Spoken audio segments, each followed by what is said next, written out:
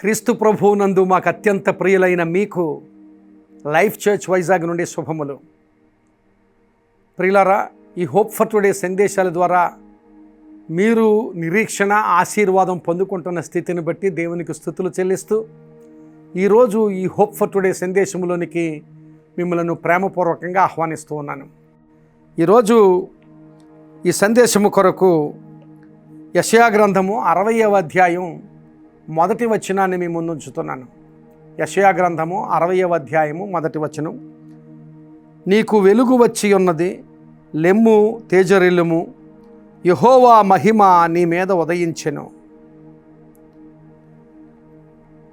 ఈ మాటలు యోధావారికి రాబో ఆశీర్వాదం కొరకు వివరించే మాటలు.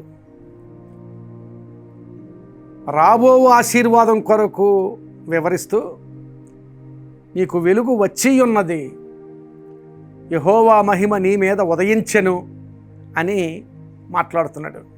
ప్రియులారా, గమనించాలి, మనము ఏ స్థితిలో ఉన్నను ఆ స్థితిలో దేవుని ఆశీర్వాదం మన మీద ఉన్నది అనే ఆలోచనతో మనం బ్రతుకుతూ ఉంటే దేవుని ఆశీర్వాదం తప్పక పొందుకుంటూ ఉంటాం.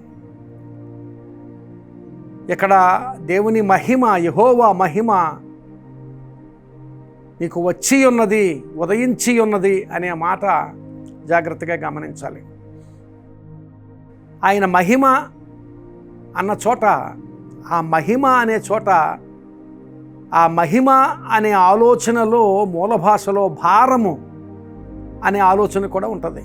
సొలొమోను గొప్ప అద్భుతమైన దేవాలయాన్ని నిర్మించి ఆ దేవాలయ ప్రతిష్ఠ జరిగించుచున్న స్థితిలో యెహోవా మహిమ మేఘము వలె ఆ మందిరములోనికి దిగి వచ్చి ఉండగా అక్కడ యాజకులు, అలాగే దేవునికి స్తుతి చెల్లిస్తున్న అక్కడ గాయకులు, వాద్యకారులు అందరూ కూడా వారు చేయిస్తున్న పనిని వాళ్ళు చేయలేకపోయినంత భారం ఆ మహిమలో వాళ్ళు పొందుకున్నారు.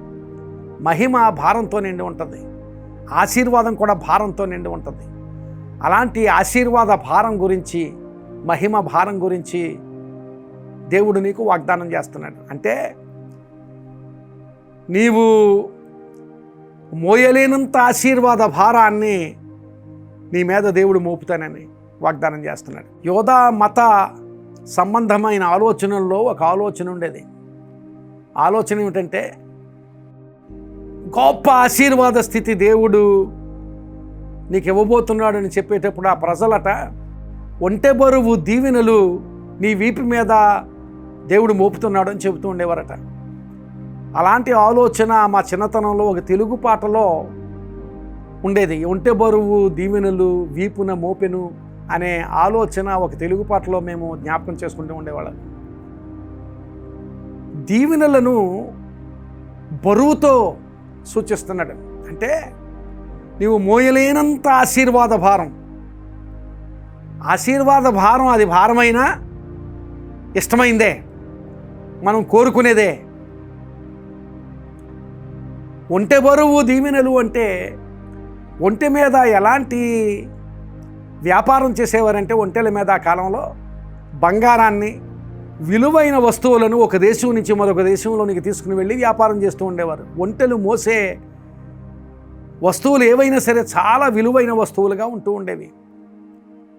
ఒంటె బరువు దీవెనలు అని చెప్పడంలో ఆ దీవెన బరువుగా ఉంటుంది, ఆ దీవెన విలువైందిగా ఉంటుంది, ఆ దీవెన నీవు మోయలేనంత దీవెనగా ఉంటుంది. అంటే నువ్వు మోయలేవంటే నిన్ను కృంగజేసేది అన్నట్టుగా కాదు, నిన్నంత ఉన్నతంగా దేవుడు ఆశీర్వదిస్తాడు అని. అలాంటి స్థితిని సూచించే ఆశీర్వాదం అక్కడ దేవుడు నీతో మాట్లాడుతున్నాడు. అది ఎప్పుడో వస్తుంది అని చెప్పడం లేదు, అది వచ్చి ఉన్నది అని చెబుతున్నాడు.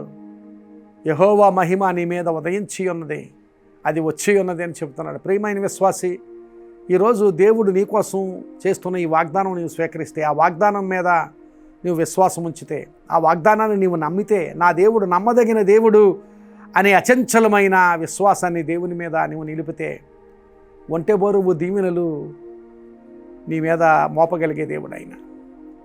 అలాగే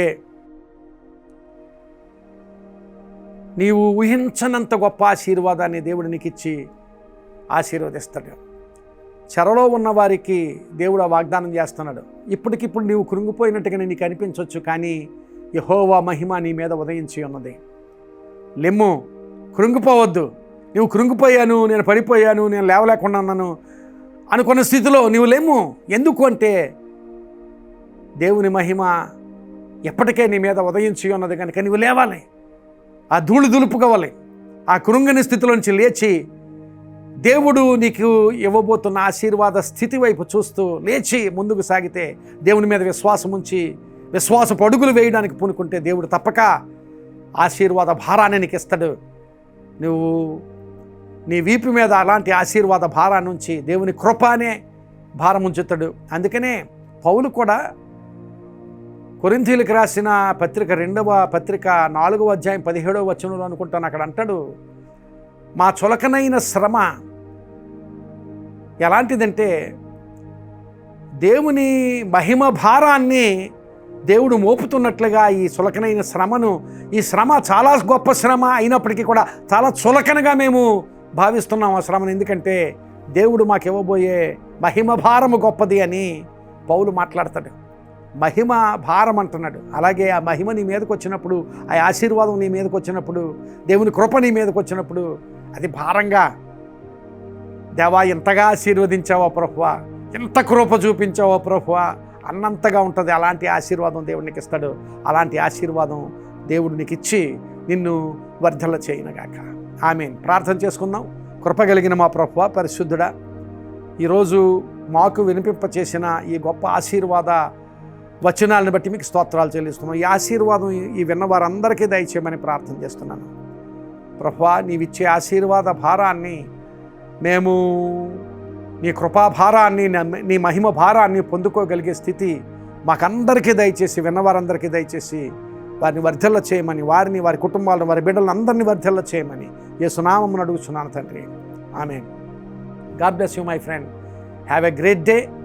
ఈ సందేశం నీకు ఆశీర్వాదకరంగా ఉంటే తప్పక మీకు తెలిసిన వారికి అందరికీ షేర్ చేయండి.